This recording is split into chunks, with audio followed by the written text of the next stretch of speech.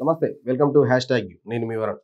ప్రస్తుతం తెలంగాణలో నూతనంగా రాష్ట్ర ప్రభుత్వం కొలువుదీరడంతో ఏదైతే గత ప్రభుత్వంలో చేసినటువంటి అభివృద్ధి సంక్షేమ కార్యక్రమాలు ఏవైతే ఉన్నాయో వాటిని అన్నింటినీ కూడా సమీక్షిస్తూ గతంలో జరిగినటువంటి తప్పిదాలు ఏమున్నాయి, సో అనేక సమీక్షా సమావేశాల తర్వాత తుది నిర్ణయాలు, కొన్ని కీలక నిర్ణయాలు తీసుకుంటూ ప్రస్తుత రాష్ట్ర ప్రభుత్వం ముందుకు అడుగులు వేస్తోంది. సో ఈ తరుణంలోనే గత ప్రభుత్వం ఏదైతే డబుల్ బెడ్రూమ్ ఇళ్లకు సంబంధించి హామీలు ఇచ్చిందో అవి సాధ్యం కాని తరుణంలో ఏదైతే గ్రామీణ ప్రాంతాలకు సంబంధించి, కొంత రూరల్ ప్రాంతాలకు సంబంధించి ఏదైతే ఇల్లు లేని నిరుపేదలకు ఎన్నికలకు ముందు 2023 సార్వత్రిక ఎన్నికల ముందు 2 నెలల ముందు ఏదైతే ఇల్లు లేని నిరుపేదలు అయితే ఎవరు ఉన్నారో వారందరికీ సంబంధించి గృహ నిర్మాణం కోసం జాగా ఉన్న వారికి ఆర్థిక సహాయంగా 3 లక్షల రూపాయలు ఇల్లు కట్టుకోవడానికి ఇస్తామని చెప్పేసి చెప్పడం జరిగింది. దానికి తోడు ఏదైతే ఇల్లు లేని నిరుపేదలు కూడా ఎవరైతున్నారో జాగా లేని వారికి కూడా జాగా ఇచ్చి 3 లక్షల రూపాయల ఆర్థిక సహాయం చేస్తామని చెప్పేసి గత బీఆర్ఎస్ ప్రభుత్వం ప్రకటించడం జరిగింది. సో దాని తరుణంలోనే దానికి సంబంధించి ఎన్నికలకు ముందు 2 నెలల ముందు కొంత అప్లికేషన్లు కూడా తీసుకోవడం జరిగింది. రాష్ట్ర వ్యాప్తంగా 119 నియోజకవర్గాలకు గాను 15 లక్షలకు పైగా అప్లికేషన్లు వచ్చినటువంటి పరిస్థితి. వాటన్నిటిని వడపోసిన తర్వాత రాష్ట్ర వ్యాప్తంగా కూడా కేవలం 4 లక్షల మంది లబ్ధిదారులను గుర్తించిన అప్పటి రాష్ట్ర ప్రభుత్వం.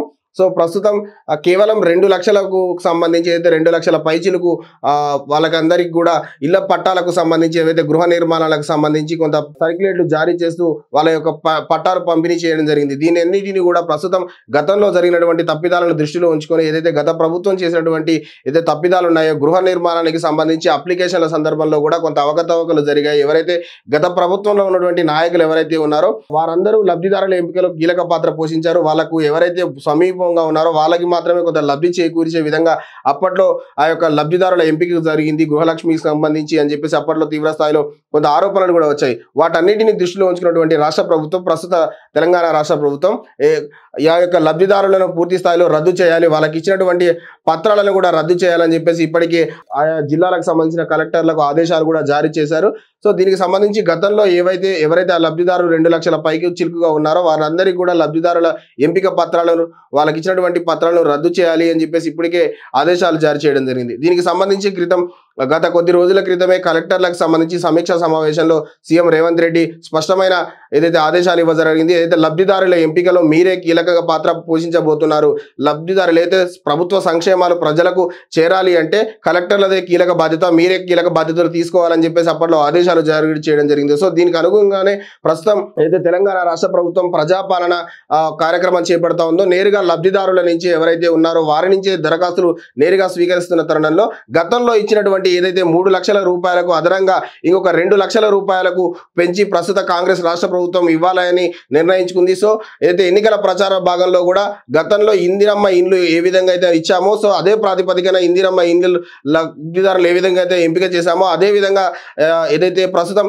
అభయహస్తం కింద ఇల్లు లేని నిరుపేదలు అయితే ఎవరున్నారో తొలి దశగా ప్రస్తుతం జాగా ఉన్న వారికి 5 లక్షల రూపాయలు ఇస్తామని చెప్పడం జరిగింది. దానికి సంబంధించి లబ్ధిదారుల ఎంపిక కూడా ప్రక్రియ ప్రజాపాలన కార్యక్రమంలో కొనసాగుతోంది. ఏదైతే జాగలేని నిరుపేదలు ఉంటారో వాళ్ళకు సంబంధించి కూడా 2వ దశలో ఆ యొక్క కార్యక్రమం ఉండేలా ఆదేశాలు ఇవ్వాలి అని చెప్పేసి ఇప్పటికీ కొంత కీలక ఆదేశాలు జారీ చేయడం జరిగింది. సో ఓవరాల్ గా ప్రస్తుతం తెలంగాణ రాష్ట్ర వ్యాప్తంగా ఉన్నటువంటి లబ్ధిదారులు ఎవరైతే గతంలో గృహలక్ష్మి కింద లబ్ధిదారులు ఎంపిక అయ్యారో వాళ్ళందరి లబ్ధిదారుల పత్రాలను రద్దు చేసి నూతనంగా ప్రజాపాలన ద్వారా స్వీకరించినటువంటి ఏవైతే దరఖాస్తులు ఉన్నాయో వాటిలో లబ్ధిదారులను ఎంపిక చేసి వాళ్ళకి గతంలో ప్రకటించిన 3 లక్షల కంటే ఇంకో 2 లక్షలు అదనంగా ఇచ్చేసి మొత్తం 5 లక్షల రూపాయలు ఇచ్చి కొంత లబ్ధిదారులను ఎంపిక చేయాలి అని చెప్పేసి ఆదేశాలు జారీ చేయడం జరిగింది. సో ఏదేమైనా కూడా ప్రస్తుత రాష్ట్ర ప్రభుత్వం కొన్ని కీలక నిర్ణయాలు తీసుకుంటూ కొంత ప్రజాపాలన దిశగా అడుగులు వేస్తుందని చెప్పేసి స్పష్టంగా చెప్పుకోవచ్చు. సో గత ప్రభుత్వంలో జరిగినటువంటి తప్పిదాలను దృష్టిలో ఉంచుకొని లబ్ధిదారుల ఎంపికలో మాత్రం